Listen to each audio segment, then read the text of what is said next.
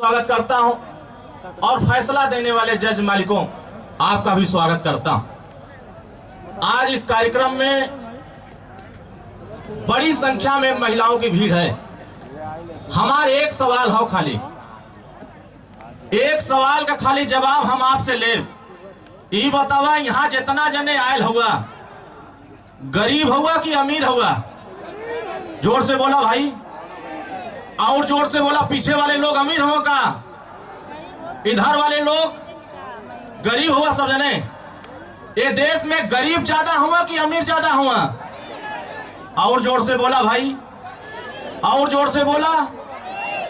ये देश में गरीबन के न्याय दिलावा बदे, गरीबन के हक अधिकार दिलावा बदे आज आप सब लोग के गोरखपुर के चौरी चौरा विधानसभा में बुलावल गल, और ये बदे बुलावल गल हो कि अगर हम हने गरीब है तो गरीबन का भी इलाज होए चाहिए कि ना होए चाहिए?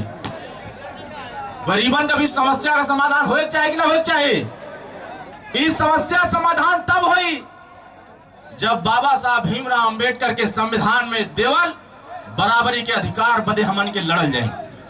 जब तक बराबरी के हक अधिकार बदे लड़ल न चाहिए तब तक हमन के केहू देवे वाला, बोला देवे वाला हो। आप सबके परिवार में 18 साल से लेकर के 40 साल का नौजवान, जैसे आज हमार मतारी बहन, आज हमारे बड़े बुजुर्ग आवास और पेंशन और शौचालय और नाली खड़ंजा की लड़ाई लड़ रहे हैं। आप सोचो, क्या आपके बेटा बेटी क्या इस नाली खड़ंजा शौचालय से निकल पाएंगे क्या? बाबा साहब भीमराव अंबेडकर जी ने आपको न्याय दिलाने के लिए, सामाजिक न्याय दिलाने के लिए आपके नेता माननीय ओम प्रकाश राजभर जी के लड़ाई लड़ने के बाद संविधान से देश के लिए कानून बनाने की बात हुई, संघर्ष करने के बाद इस देश में रोहिणी कमीशन की रिपोर्ट लागू कराने के लिए आज पूरे देश में चर्चा हो रही है।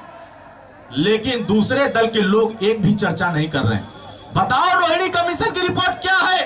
अगर आपके बेटा बेटी पढ़ाई लिखाई कर रहे हैं, अभी पुलिस की भर्ती हुई है, जब आपने मेरिट से बाहर हो गए तब आपको पता चला कि अगर आरक्षण हमको मिल गया होता, 146 148 क्राइटेरिया में हम आ गए होते तो हम भी सिपाही बन गए होते। इसलिए माननीय नेताजी लड़ाई लड़ रहे हैं कि जब तक रोहिणी कमीशन की रिपोर्ट आपके बेटा और बेटी आपके गांव से संघर्ष करके इस आवाज को नहीं उठाएंगे कि 27% आरक्षण को बांट करके हर जाति के गरीब को 7%, 9%, 11% पिछड़ा या अति पिछड़ा, सर्वाधिक पिछड़ा करके जब तक मिलेगा नहीं तब तक आपके बेटा बेटी सिपाही, दरोगा, बाबू, चपरासी, लेखपाल, तहसीलदार नहीं बनेंगे। इसलिए इसको लागू कराने के लिए यहां से संकल्प लेकर जाना होगा कि आपके बेटा और बेटी अगर पढ़ाई लिखाई कर रहे हैं तो उनको इस बात को समझाने का काम करो कि जो लड़ाई भारतीय समाज पार्टी लड़ रही है, इस लड़ाई में ना सपा साथ दे रही है, ना कांग्रेस साथ दे रही है, ना ही बहुजन समाज पार्टी साथ दे रही है।